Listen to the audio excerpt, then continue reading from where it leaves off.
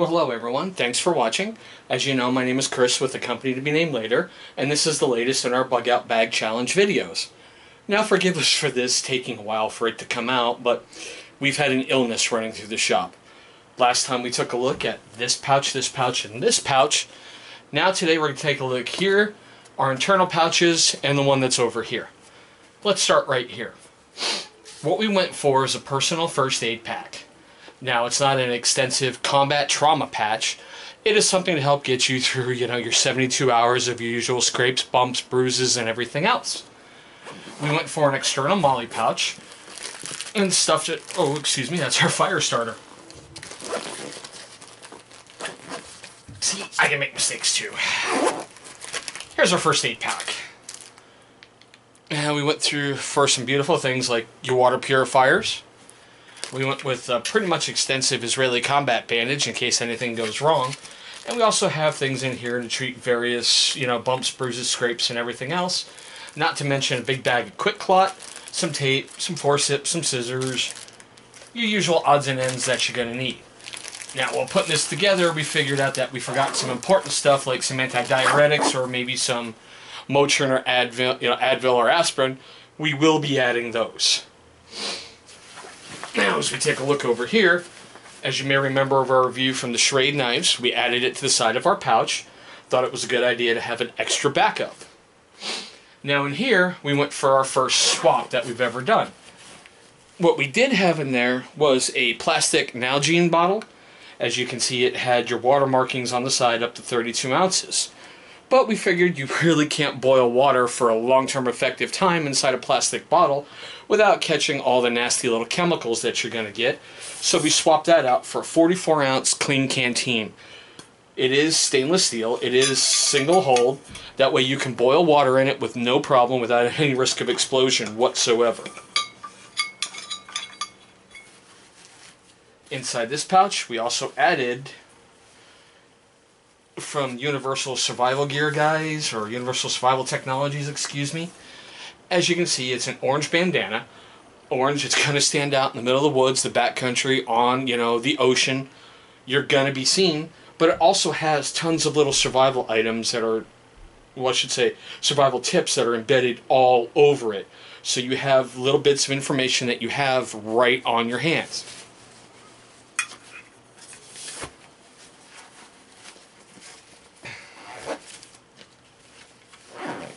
We also added, I don't know if you can see it too well, another one of the Infared basically front or faux patches that's going to stand out.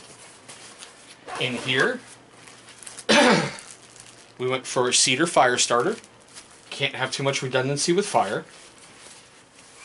We went for another backup knife, small, can help with some camp-related items. What we went for is a small ReadyMan pocket stove. Now, if you don't know anything about ReadyMan, this whole company is made by ex-Special Forces guys who basically make a whole bunch of neat little items that fit within your wallet. Things like how to get out of, a hostage-taking card, how to get into a vehicle in case you have to, acquire a vehicle, an AR-15 cleaning kit. This one they did 4 separate pieces that all fit together to make a small little camp stove. You're not going to be able to really cook a steak on there, but you're going to be able to boil water and take care of some other stuff. As you can see, they have on every one like a small little, fork, paracord related tools, some little S-beaners, all pretty much in there.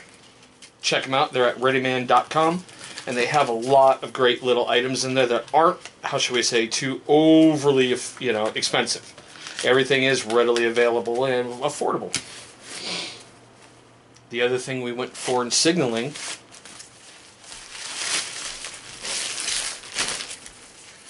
is a universal distress flag. You are going to get spotted. The X basically will glow under a flashlight at night, so it is going to stand out there and you are going to get noticed. It has a bunch of little grommets, 4, one on each side, not to mention something you can attach to the back of your pack, so while you're walking around, back of your pack, so while you're walking around, you will be noticed. Always thinking about, we gotta stay seen, gotta stay found. Remember, we made this bug out bag for a 72 hour. We need to get from point A to point B. not avoiding the zombie apocalypse out in the middle of, nowhere.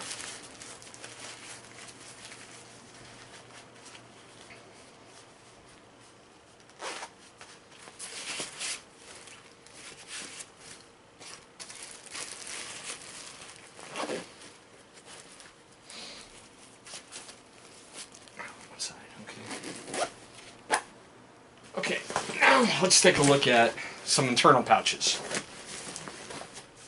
On this side, we simply went with your standard Flaggers tape, which has some reflective surfaces on there. What you can do is bring along a pen, write on there like your name, date, time you were there. Just something like this is going to stand out in the middle of the woods and enable you to be seen a heck of a lot better. Okay, that's... Oh, no, wait a minute. On this side, we also put in for illumination a headlamp. It's got its little setting, as you can see. It's not overly, I'm right here, but it's going to help give you light in the middle of the woods. That way you're not going to trip, break an ankle, twist an ankle, do anything along those lines.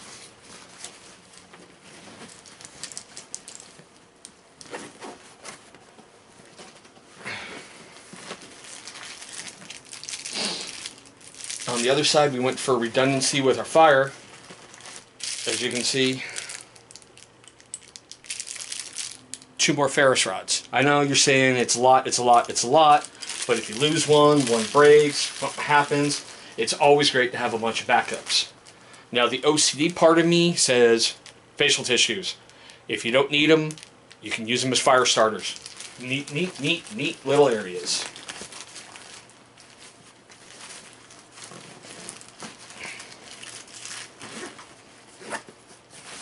Okay, now for this pouch down here.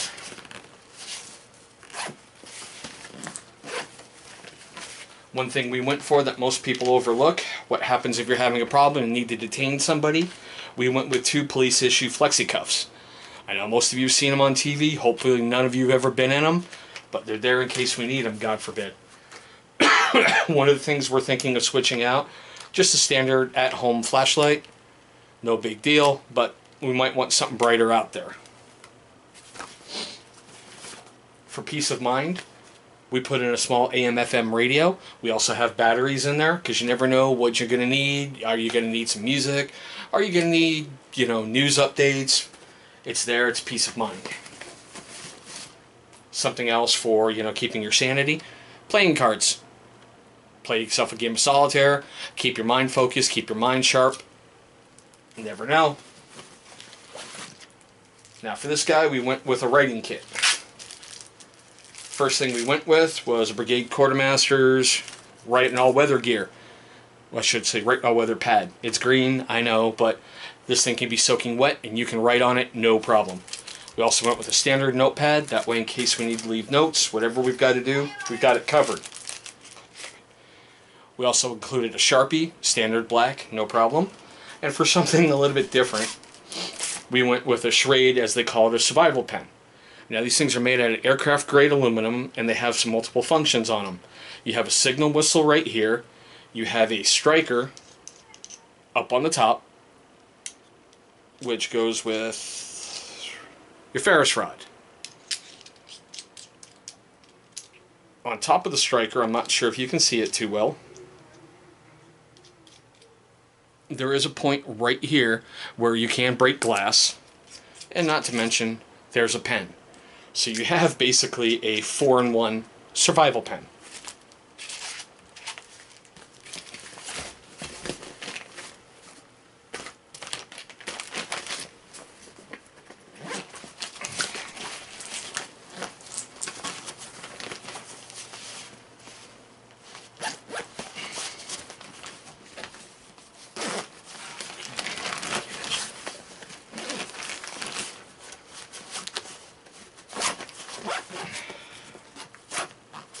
Now, one of the things I went with on the back is a Camelback system. Water. It's a savior for you. Like I said, we're designing this to get from point A to point B, so this will be full before we leave. That way you have a constant water that's right here. You can properly hydrate and keep yourself going. Now, on the inside is where we keep a lot of the fun. We're going to start at the top. We went with the good old-fashioned signal mirror. Has some instructions right here on the back, not to mention sealed in plastic. Also comes with a signal whistle. That way it's going to help you get found if you need be. We went with an older compass that we've had for a while. I know it sounds weird, but I've had a lot of success with this one doing land nav. And if you get lost in land nav, you know, 1 degree difference can make a point between 1 foot and 100 miles. We also went with a small backup pen just in case. Now, you've heard me talk about water an awful lot. Life straws. Get one. It's gonna help you out. If you can't find, you know, untainted water throughout your whole trip, this will help you be able to drink from basically any system you can find. It's going to filter out 99.9% of the crap you're going to find in water that you don't know if it's safe to drink or not. Get one. It's going to help keep you going. Now, everybody should pack these space blankets. Yeah, I know NASA designed them to help, you know, reflect heat off the space shuttle and off of, you know, their rockets.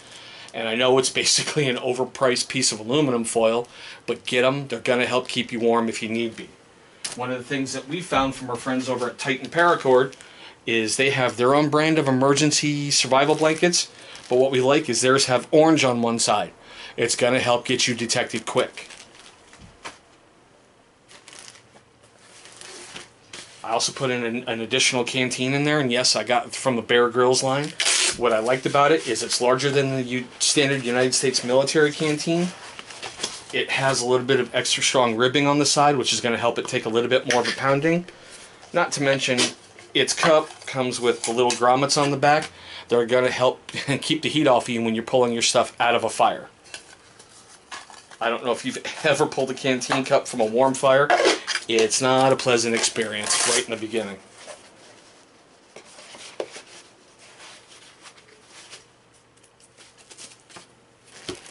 Now, we went with a smaller kit for this guy, and basically inside here we're going to break it down. Okay, I went with another small plastic bag. You never know what you're going to need them for, and they can always be used to help store water. They call these things commando saws. I've never really had much luck with them, but in case I need to saw some limbs off a tree and I don't have anything closer, I've got this guy nearby. An additional small plastic bag. I know it sounds redundant, but yet again, a very small pocket knife. Now, here basically is our fishing kit, and forgive me for not breaking them down. As you can see, we have, you know, 10-pound test lines, we have a bunch of hooks, we have a bunch of weights, we have a bunch of safety pins. Fishing, protein, it's going to help keep you alive. Sewing kit.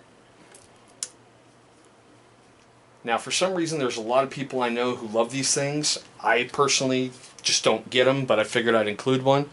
The, what is it, like 12-in-1, 13-in-1, oh, excuse me, 11-in-1 multi-purpose survival tool.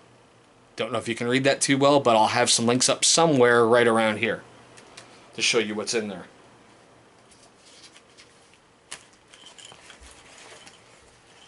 A louder survival whistle by Survive Outdoors Longer. Knife sharpening. We made sure to put one of these in there. It's got, you know, ceramic and steel, basically. It goes through carbide edges. One's for basically helping get the burrs out. The other's for helping putting a great point on there. If your knife has one of those neat little serrated edges, there's your serrated, you know, sharpener. This guy also comes with a Ferris rod, survival whistle, little helpful little pen light, and a compass. Don't know why I threw in another one. Now, if you've ever burned ants as a kid, this one will make you happy. A Fresnel lens to help start fire. Focus the sunlight right into your little bird's nest, get things burning. Now you have fire. We threw in a very small Gerber clutch, I guess they're called. A little bit of multipliers. And last but not least in this little kit, we threw in the Bear Grylls Priorities of Survival Guide. If you get any Gerber line that's, you know, from Bear Grylls, they're going to be everywhere. They have some useful bits of information in there. Don't throw them away. I decided to keep mine, throw it inside my little junk pack, as I call it. That way, you know, if I'm forgetting something, you can always refer to it a little bit, and at least you have information with you, because information is the key to keeping your happy butt alive.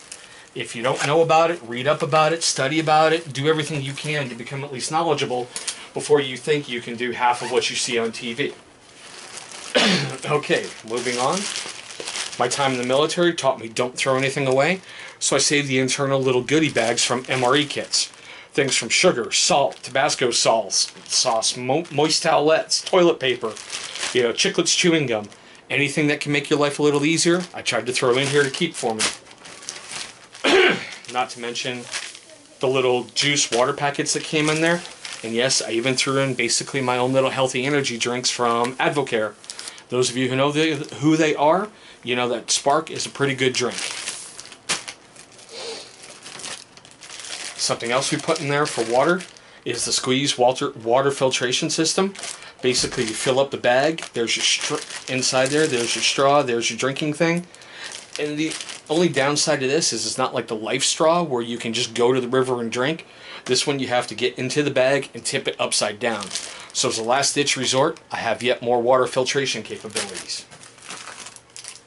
Another little storage bag for water. Like I said, redundancy, redundancy, redundancy.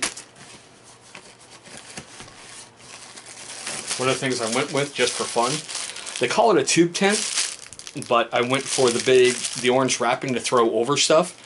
That way, in case, you know, I'm not paying attention, you can get seen. It's going to help keep the rain off you. It's going to help make your life a little bit easier.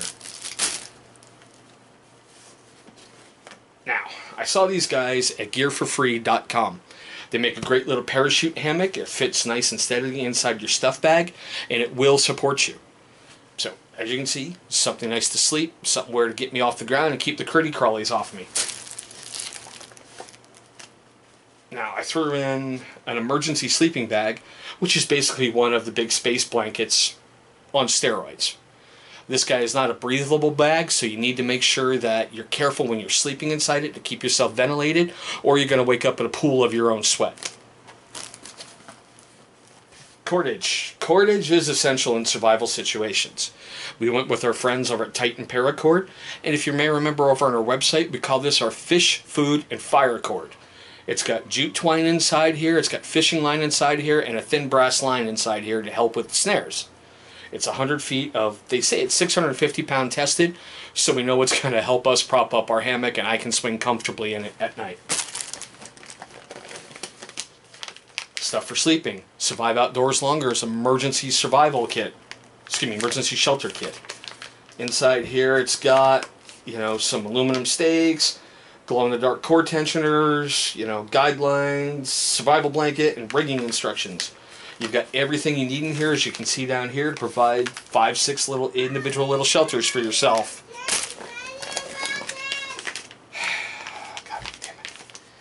Okay, now here's the big old emergency heavy-duty blanket. As you can see, big, huge area, space it out. It's going to, as it says right here, reflect 90% of the body heat. So, it's a bigger space blanket. What we went for in an interesting situation, big rolls of duct tape. You can fix a whole lot of things and even repair wounds with duct tape. Don't ever underestimate the value of duct tape. And last but not least, I should say, in case we don't know where our next meal's coming from, yes, I fell back on my old military days and I went for 2 MREs inside the kit. Those should get me through the 3 days that I'm going to need to get from point A to point B. In case I find something interesting and I got a griller up, check out the guys at battlebox.com.